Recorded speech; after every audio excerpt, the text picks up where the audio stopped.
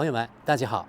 最近，德国主流媒体《世界报》刊登了一篇文章，是关于中国给予5个欧盟国家免签这个消息。文章说，从今年12月开始，德国公民可以去中国做一次说走就走的旅行。但是文章也提到，去中国之前要特别小心中国这所谓的监控，比如说上网，你不能用你的智能手机浏览，比如说像油管啊、推特啊、脸书等等这样的平台。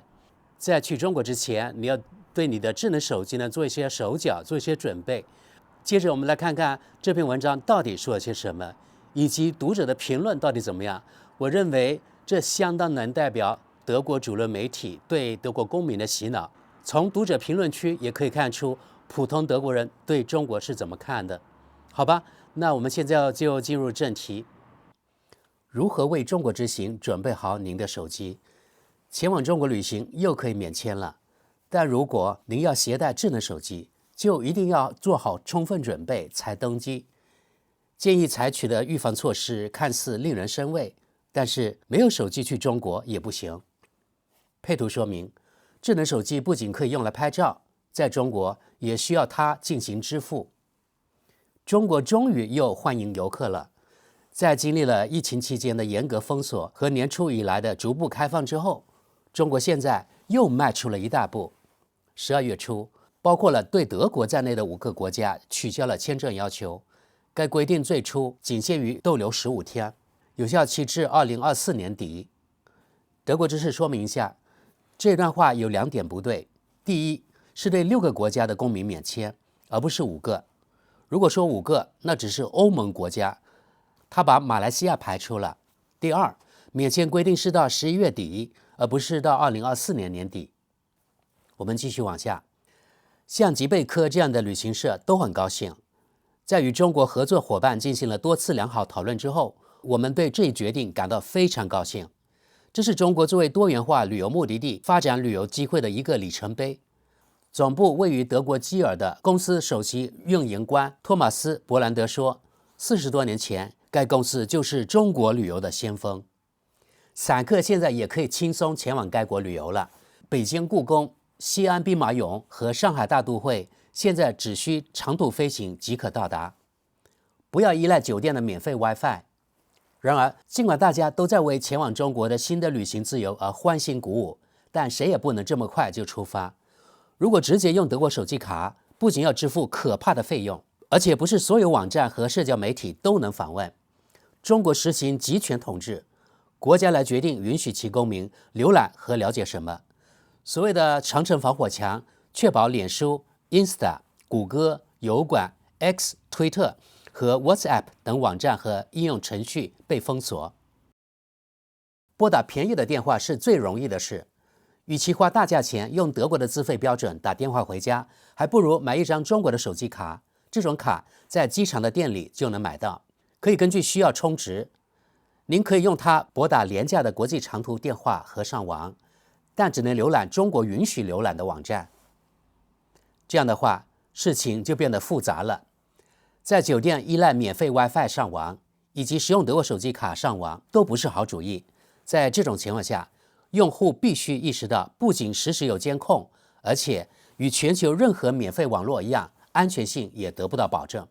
因此，银行转账等在线活动是有风险的。在中国，最便宜的方式就是通过 WhatsApp 打电话和上网。不过，您在中国只能通过 VPN 虚拟专用网络翻墙访问这个被屏蔽的应用程序。设置 VPN 不再是复杂的火箭科学，但应在前往中国之前在德国完成。翻墙在中国并不违法，甚至还有中国的翻墙 VPN， 但它们在逻辑上受到某些限制，因此不推荐使用。而外国 VPN 则禁止中国公民使用，但对于持有外国护照的旅行者来说，情况不同。中国 VPN 翻墙优惠，所有真正适合中国的 VPN 都是收费的。如果你还有一部尚未安装虚拟手机卡的老式手机，可以在相关技术门户网站，如 comparitech.com 上比较一下哪款中国 VPN 性能更好。一般来说，你必须购买每月几欧元的包月套餐。幸运的是，也有可以在每月都可以取消的试用套餐。现在所有较新的智能手机都接受虚拟手机卡，这意味着手机卡不再以模拟形式插入。这样做的好处是不需要再更换微小的手机卡。此外，现在还可以与不同的合同伙伴签订多个合同，只需要刷一下卡就可以从一个网络切换到另一个网络。这一发展为专注于短期旅行者的新服务提供商带来的机遇。Everlow、Holafly 或 Truephone 等公司出售长达90天的国际数据套餐，数据量固定或无限，价格固定，客户只需指定国家和期限。在中国，这些服务会自动提供 VPN， 让您可以通过 WhatsApp 或 Skype 打电话或聊天，或访问脸书等。在中国，乞丐也能用手机收款。在这些情况下，任何人决定把手机留在家里都是不明智的。现在数字支付已遍布中国，无论是打车还是购物，无论是博物馆门票还是火车旅行，在中国甚至连乞丐都有自己的二维码用来收款。就在几个月前，中国政府为外国游客更方便的现场支付扫清了障碍。中华人民共和国最大的2个支付系统，支付宝和微信支付，现在也接受外国银行的大来卡、万事达卡、JCB 和 Visa。这意味着当地储蓄银行的信用卡也可以使用。这也意味着任何下载了中国支付应用程序的人都可以在中国进行无现金支付。但请注意，联邦宪法保护办公室警告说，这2个应用程序都无法抵御该国政府的控制狂热。这2个应用程序都无法抵御该国政府的控制狂热，应立即在德国家中卸载这些应用程序。好，朋友们，这是全篇报道。接着我们来看看读者评论。第一条评论：我在中国生活和工作，没有支付宝或微信支付，你根本不应该到中国来。这2个手机软件都要经过包括护照在内的相当严格，有时甚至繁琐的认证程序，因此整个过程有时会比较麻烦。德国银行卡的连接有时会出现问题，最好事先完成一切。除此之外，中国绝对值得一去或多去几次。祝大家玩得开心。下一条评论：我想说明一下允许人民阅读的内容，这在中国可能很极端，但在德国和欧盟，我们在某种程度上也是这样。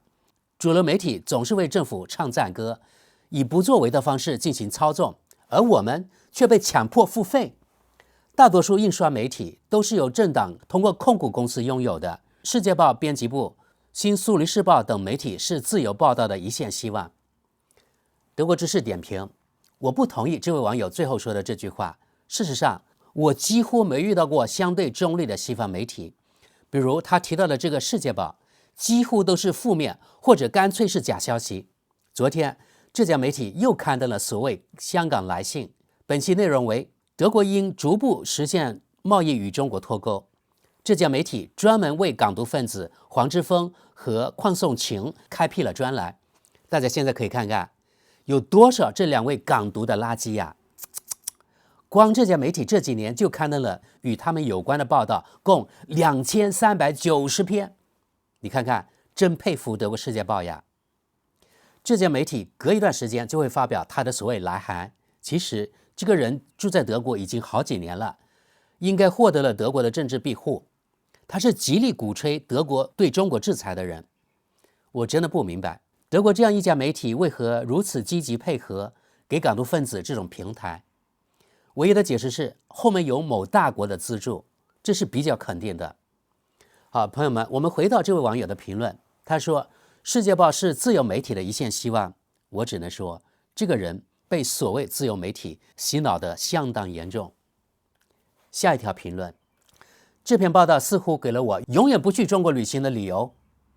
下一条评论：很久以前，35年前，我们曾游遍中国，那时没有这些现代化的光怪陆离。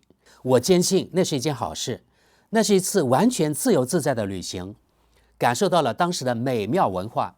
我们在任何地方都受到很热烈欢迎，没有被监视的感觉，没有人能夺走我们的记忆。我很怀疑，在技术如此发达的今天，我是否还会再去这个国家？太多的东西已经被破坏，或者让人联想起中国式的迪士尼乐园。德国知识点评，这是比较有代表性的西方人思维，他们喜欢那种怀旧的中国，比如他们喜欢看见桂林农村人牵着水牛走在田埂上回家的画面，或者看见桂林的渔民用鸟捕鱼的场面，或者看见北方农民赶着毛驴下地干活，那才是他们心目中的中国美妙文化。这些人不喜欢看到中国比德国还快的高铁，不喜欢看到手机支付，也不喜欢看到满大街跑的中国制造的电动汽车，因为这些都太现代化了，不应该属于他们心目中的那个中国。下一条评论，德国《世界报》编辑部甚至对此也跟贴了啊。《世界报》说：“亲爱的读者弗兰克，这听起来是一段美妙的旅程。你说的没错，今天的中国看起来可能会有些不同。致以最诚挚的问候，《世界报》社区编辑团队。”下一条评论，然后这位读者跟贴到：“亲爱的弗兰克，今天我们仍然可以在中国自由自在的旅行，而且完全不用担心什么。我知道我在说什么。近年来我去过中国很多次，致以最诚挚的问候，德克。”下一条评论，中国与我毫不相干，我根本不在乎。下一条评论，对自由主义者来说，去中国旅行是很危险的，说一句反对习近平的话，你就被咔嚓掉。下一条评论，我使用微信已经很多年，在苹果手机上只需关闭某些授权即可。老实说，微信只想要很少的访问权限，不要给自己不必要的恐慌。下一条评论，您真的认为中国无法突破苹果手机的安全壁垒吗？如果不能攫取苹果的信息，苹果能在中国销售吗？下一条评论，很简单，买一部廉价手机在中国旅行时使用，在上面安装翻墙软件，然后把软件保存在存储介质中，随身携带。离开中国时进行一次彻底的出厂重置，然后用石头或者门上砸碎这只手机，并扔掉它。下一条评论，所谓的长城防火墙，确保美国的社交媒体平台和应用程序被屏蔽，这不正是欧洲政客的梦想吗？当然是为了保护客户啦。下一条评论，在德国，情报机构也会监听一切。下一条评论，据可靠来源，仅靠我们情报部门的资金和技术能力是不够的，除非你属于那些真正感兴趣的特定圈子的人。下一条评论，一旦在智能手机上安装了中国国家木马，即使卸载也无济如事。在中国，您需要一部拥有独立账户的智能手机，然后将其重置为出厂设置。好，朋友们，网友评论就那么多。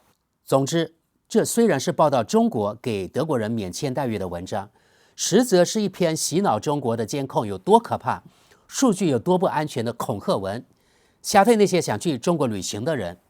不知道你们怎么看？朋友们，那今天节目就到这里，非常感谢大家的参与，谢谢大家，我们下期见。